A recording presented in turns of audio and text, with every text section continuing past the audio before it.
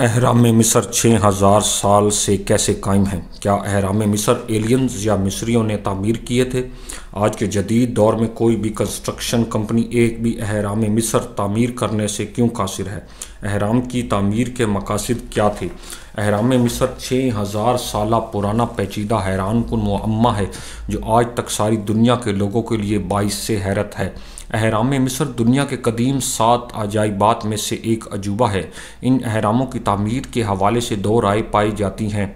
इन अहरामों को एलियंस या जिन्नात ने तामीर किया था जो किसी ख़ास मकसद के तहत तामीर किए गए थे।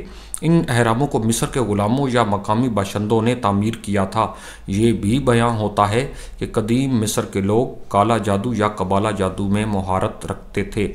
मेरे प्यारे वाचर्स, एक और बात माहिरीन अपनी रिसर्च से बताते हैं कि तमाम अहराम मुख्तलिफ फ़राईन मिस्र ने अपनी शान व शौकत और अपना नाम ज़िंदा रखने के लिए यादगार के तौर पर बनवाए थे। इन अहरामों की तामीर कई टन वज़नी पत्थरों से मुमकिन हुई। अगर रोज़ाना 10 पत्थर लगाए जाएं तो ये तामीर 680 साल में मुकम्मल हुई।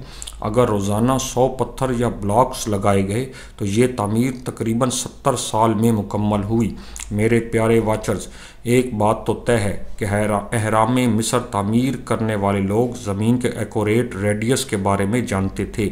एक नज़रिया यूं भी बयां होता है कि अहरामों को जिन्नात या एलियंस ने तामीर किया था जो बाद में मिस्रियों ने इसे अपने ज़ाती इस्तेमाल में लाया। अगर अहराम मिस्र ग़ुलामों ने बनाए तो ये काम कितने हज़ार लोगों ने सर अंजाम दिया, कितना वक़्त लगा। इन अहराम की तामीर में एक रिसर्च के मुताबिक तकरीबन 1 लाख लोग रोज़ाना अहरामों की तामीर में हिस्सा लेते थे। इनके खाने पीने का बेहतरीन इंतज़ाम किया जाता था। मेरे प्यारे वाचर्स, इन तमाम बातों से अंदाज़ा होता है कि कदीम मिस्री बहुत ज़्यादा एडवांस थे या फिर गैर मर्ई क़ुव्वतें इनके कंट्रोल में थी। अहराम मिस्र के अंदर इस्तेमाल होने वाले ब्लॉक्स या पत्थर इतनी नफासत से किस तरह से काटे गए, किस तरह से इनको स्क्वायर शेप में लाया गया होगा। फिर इन टनों वज़नी पत्थरों को कैसे नीचे से ऊपर तक पहुंचाया जाता था, जबकि उस दौर में पहिया, लेवलर और ग्राइंडर मशीन तक भी ईजाद नहीं हुए थे। तो कैसे इन पत्थरों को काटा गया होगा? है ना मेरे प्यारे वाचर्स हैरानगी की बात। इससे भी बड़ा अहम सवाल ये है कि इतनी मिकदार में इतने वज़नी पत्थर कहाँ से लाए जाते थे? तो इसका जवाब है कि ये पत्थर वहीं के मकामी पहाड़ों से लाए जाते थे, यानी मिस्र के पहाड़ों के पत्थर थे।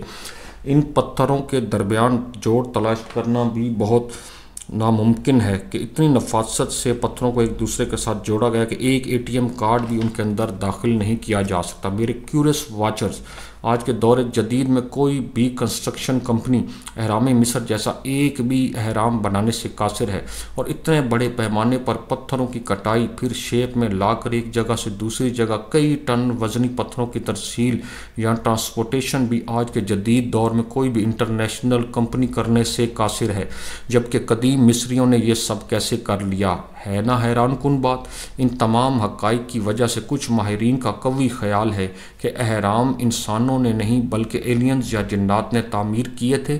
मेरे प्यारे वाचर्स, आप खुद इसके बारे में फ़ैसला कर सकते, कमेंट्स में मुझे ज़रूर बताइएगा। एक बात तो तय है कि इन अहरामों को सिर्फ मम्मीज़ को दफनाने के लिए हरगिज़ तामीर नहीं किया गया था, बल्कि इन अहरामों की तामीर के पीछे लाजमी कोई राज है, और इस राज को पाने के लिए सदियों से लोग रिसर्च करते चले आ रहे हैं, मगर कोई किसी मुंतही नतीजे पर नहीं पहुंच सका। अहराम मिस्र मुसल्लस की शक्ल में पाए जाते हैं। जदीद साइंस के मुताबिक कोई भी चीज़ जो मुसल्लस की शक्ल में होती है, मकनातीसी लहरें इसमें मुर्तकिज़ हो जाती हैं, और इसी वजह से अहराम के अंदर कोई भी चीज़ गलने सड़ने से महफूज रहती है। इन अहरामों में रोशनी और हवा के गुजरने का बंदोबस्त भी था कि धूप आसानी से अंदर जाती थी।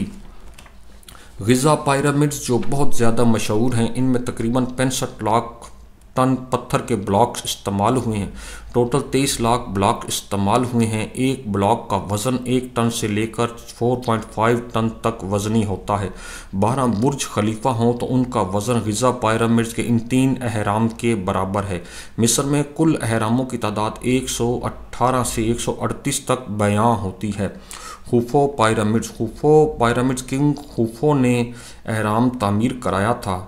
20वीं सदी तक ये हरम दुनिया की बुलंद तरीन इमारत थी। ये सबसे बड़ा हरम है। इसकी ऊंचाई 482 फुट बयां होती है, जो मौसमियाती तब्दीलियों से मौजूदा दौर में 450 फुट रह गई है। इस हरम की चौड़ाई 13 एकड़ है। इसके अंदर 3 चैम्बर्स मौजूद हैं, किंग चैम्बर, क्वींस चैम्बर और अंडरग्राउंड या ज़ेरे ज़मीन चैम्बर। इन चैम्बर्स में ग्रेनाइट धात का पत्थर इस्तेमाल हुआ है, जो डायमंड से भी ज़्यादा सख्त पत्थर होता है। दूसरा बड़ा हरम या अहराम खफरे है, जो 470 फुट बुलंदी रखता है और चौड़ाई 707 फुट है। खफरे हरम के ऊपर सफ़ेद रंग के चूने का पत्थर भी मौजूद है, जो अहद रफ्ता की याद दिलाता है।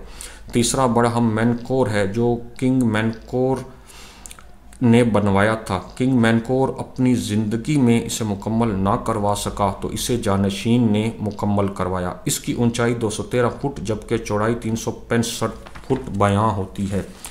गिज़ा पिरामिड्स में इस्तेमाल होने वाला पत्थर 500 किलोमीटर दूर तोरा के पहाड़ों से लाया गया था, जो गिज़ा और तोरा के दरमियान समंदर आता था। तो मेरे वाचर, इनको किस तरह से लाया जाता? एक माहिरीन की राय है कि इन पत्थरों को कश्तियों पे लाद कर लाया जाता था। इस बात पर यकीन करना नामुमकिन सा नज़र आता है। हारून रशीद और अहराम मिस्र के बारे में भी एक अजीब वाक़या किताबों में मिलता है कि हारून रशीद मुस्लिम खलीफा था। उसने अहराम की खुदाई का ऐलान किया। इंजीनियर और मज़दूरों को बुला लिया गया और उनको हुक्म दे दिया कि इसकी खुदाई शुरू करें। जब खुदाई मुकम्मल हो चुकी और हारून रशीद को दावत दी गई, वो आए और अहरम के अंदर जो अजीब चीज़ें नज़र आ रही हैं उनको मुलाहिज़ा करे। हारून रशीद आया तो हैरान रह गया। एक सोने की एक प्लेट थी, उसके ऊपर हारून रशीद का नाम लिखा हुआ था और दिन भी लिखा हुआ था। वही दिन था जिस दिन हारून रशीद इसके अंदर हरम में दाखिल हुआ कि इस दिन ये बादशाह, इसका ये नाम होगा, वो खुदाई करवाता हुआ आएगा। और साथ ही उस तख्ती के एक ट्रे पड़ी थी, तश्तरी पड़ी थी, उसमें सोने के सिक्के थे लातादाद और बयां होता है। और वो उस लिखा था उस तख्ती पर कि ये सोने के सिक्के जो तुमने यहाँ पे खर्चा किया ले लो और यहाँ से चले जाओ, वरना बहुत शदीद नुकसान उठाओगे। हारून रशीद ने सोने के सिक्के उठाए और वहाँ से अपने इंजीनियर्स और ग़ुलामों और जो मुलाजमीन वगैरह थे उनके साथ वहाँ से चले गए। बहरहाल मेरे प्यारे वाचर, गिज़ा पिरामिड्स की वाल्स की लंबाई 230 मीटर है, जो चारों तरफ से इक्वल 230 मीटर आती है, जो बहुत हैरान कुन है। इन अहरामों की बुनियादें, लंबाई, चौड़ाई हर तरफ से बराबर और एक्यूरेसी है। बहरहाल माय वाचर, अहराम मिस्र वाकई में एक अजूबा है जिस पर सदियों से रिसर्च होती चली आ रही है। पूरी दुनिया से लोग मिस्र में इन अहरामों को देखने के लिए, सयाहत के लिए आते हैं। हुकूमत मिस्र को इन सयाहों से तकरीबन 8 से 12 अरब डॉलर सालाना आमदनी हासिल होती है। माय वाचर, तो कैसी लगी आपको मेरी वीडियो? नए आने वाले व्यूअर से गुजारिश है कि अनडिनाइड हिस्ट्री मेरे यूट्यूब चैनल को लाइक करें, सब्सक्राइब करें और शेयर करें। आपका बहुत बहुत शुक्रिया।